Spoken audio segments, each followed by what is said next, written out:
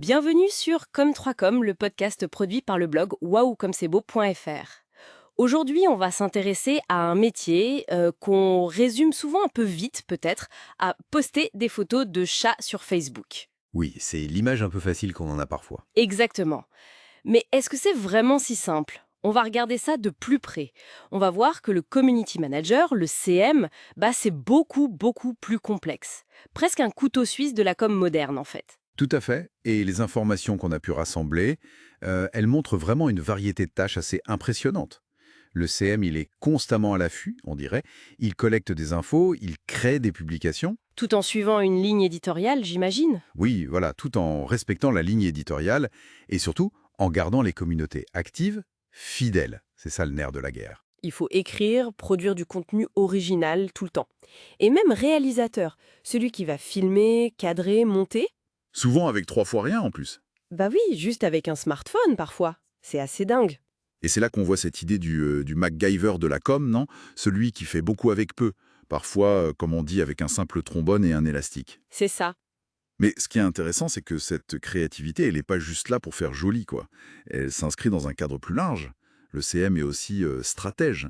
Il participe à la réflexion sur la com de la marque. D'accord, donc il crée, mais il pense aussi la stratégie derrière. Voilà. Et pour savoir si ça marche, cette stratégie. Il analyse.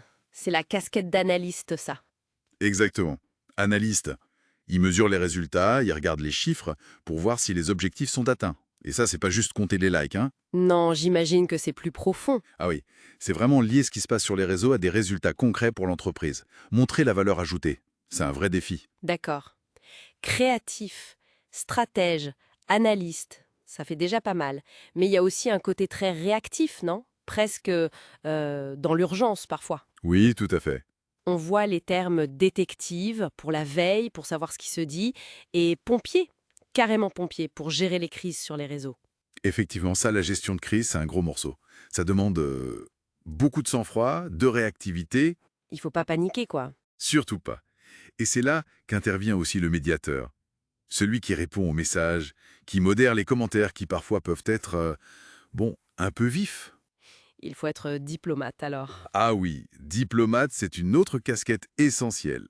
Savoir parler à tout le monde, calmer le jeu. Et ça nous amène à la dimension humaine qui a l'air très importante aussi. Psychologue, on lit parfois. Pour l'empathie, oui. L'empathie, comprendre les gens, la communauté, c'est fondamental. Professeur aussi, pour partager son savoir, expliquer des choses. Et animateur, bien sûr, pour faire vivre la communauté. Absolument. Cette interaction humaine, elle est au cœur du métier. Mais attention, il n'y a pas que ça. Il y a aussi un gros bagage technique. Ah oui, le côté technicien. Oui, technicien. Il faut être à l'aise avec plein d'outils différents. Les plateformes, les logiciels de création, d'analyse. Et ça change tout le temps, hein. Et maintenant, il y a même l'IA, l'intelligence artificielle. On parle de copate de l'IA. C'est ça. Collaborer avec l'IA pour créer du texte, des images, ça ajoute encore une compétence technique. Franchement, la liste est longue. Journaliste pour suivre l'actualité, boss pour gérer les objectifs, expert de son domaine. Sans oublier graphiste, animateur, un pro du marketing, même grammairien pour que tout soit impeccable. C'est énorme comme éventail. Alors, si on essaye de synthétiser un peu tout ça, qu'est-ce que ça nous dit au fond? Clairement, on est très loin de l'image du début du simple posteur.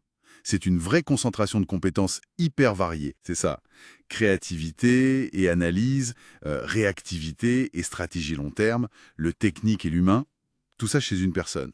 C'est presque contradictoire parfois, non? On pourrait le penser.